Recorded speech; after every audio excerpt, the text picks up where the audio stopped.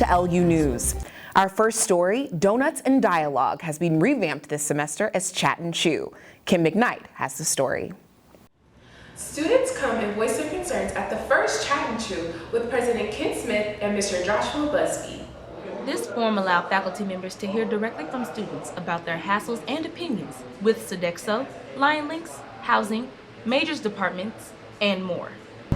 I feel like it was helpful. I don't know if people really didn't know about it, but I think since it was a smaller scale of people there, that I was able to talk directly to people as opposed to it being a group of people and everybody having outbursts and people kind of having too much tension and bringing it into the room. So I feel like it was kind of like the energy in there was good. So I feel like I got my questions answered without all the hostility. Since more individual focus was shared with students, there may be success to those of concern. One thing I noticed is that the president's assistant was writing down your name when you said something, and then she said that she was going to follow up with like emails, basically seeing if your problem that you specifically comment on got dealt with. So that would be something I'd like to follow up on in the future, just to see if they actually email the people with their concerns or whatever. But I think that was really effective since it was so small scale, because I don't know if they would have been able to really do that if it was like 100 people in there. Although the event was low in attendance, students were still able to be heard. I'm Kim McKnight reporting for LU News. Thanks, Kim. Now from Chat and Chew to Cops and Coffee with Ty Davis. Oklahoma Police Department meets with local residents to reestablish trust. After the shooting of Terrence Karcher, the Tulsa Police Department agreed to make steps towards transparency, a trend that is catching on all over the state. The Guthrie McDonald's and Logan County Police Department host Cops and Coffee. We're here to answer all those questions you always wanted to ask or were afraid to. From neighborhood issues, what's going on in their community, in their local community that maybe they're having issues with, code enforcement problems, traffic issues that they got their paper one time and they didn't quite fully understand the law. How are you doing? The event allows cops to interact with residents in a neutral environment so that barriers can be broken and long-time questions can finally be answered. Logan County Police Department will try to be at more community events. They are hoping to bridge the gap between law enforcement and the community. This is Ty Davis reporting for LU News. It's wonderful to see our community coming together. Our next top story this evening is about health care. Could Obamacare be here to stay? For now, yes.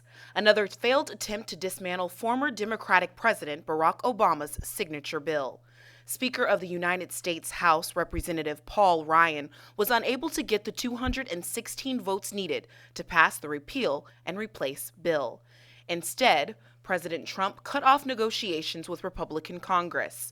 President Trump is casting blame on the Democratic Party for holding out on votes and says they are responsible for leaving Obamacare in place.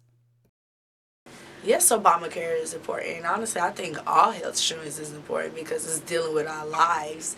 We got to be able to afford these things so we could be healthy in our each individual way. As minds scurry about Obamacare, businesses may have to pay to tweet. Michael Watts has more. The sky is the limit for social media, and Twitter is trying to reach those limits. The media site is planning to add a paid membership. It's not for everyone. The membership will be offered to businesses and power users. Power users are people who have promised, like celebrities such as Beyonce and Rihanna. This is TweetDeck. If Twitter decides to go with their new plan to make their premium memberships, they will be competing with SocialFlow and Hootsuite. Companies that have been trying to improve Twitter's offerings. The future of TweetDeck becoming a part of Twitter has not yet been determined.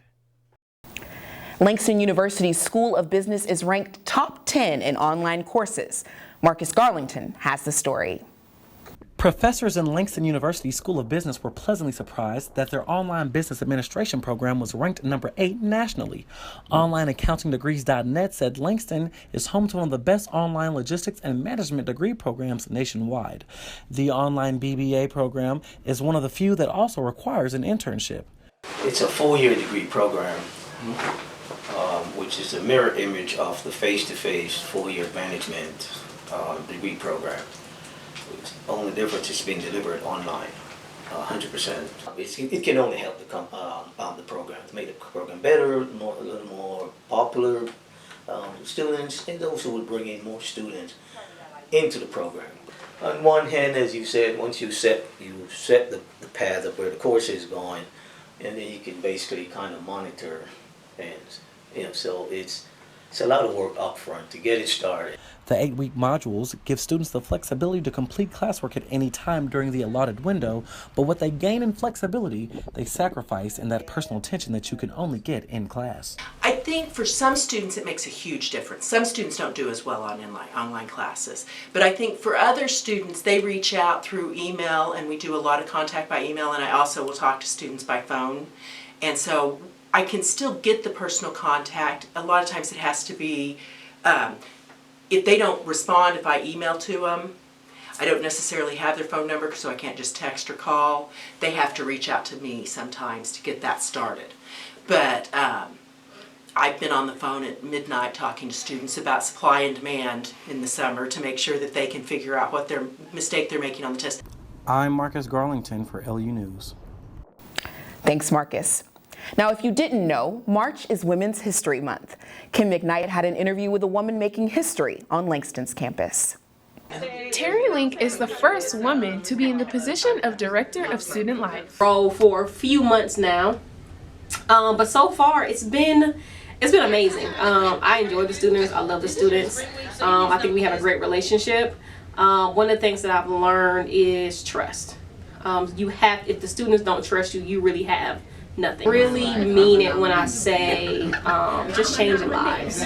I have good and bad days, but the good always outweighs the bad. I have so much fun with our students. I just love the creative side of the programming piece. Like, I love to program. I love the project management piece of it.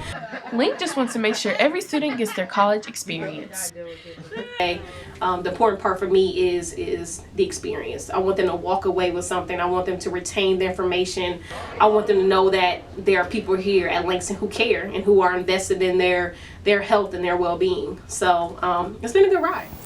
That's all for us here at LU News. As always, stay connected with us on all social media at LU News Media. I'm Bethany James. Thank you.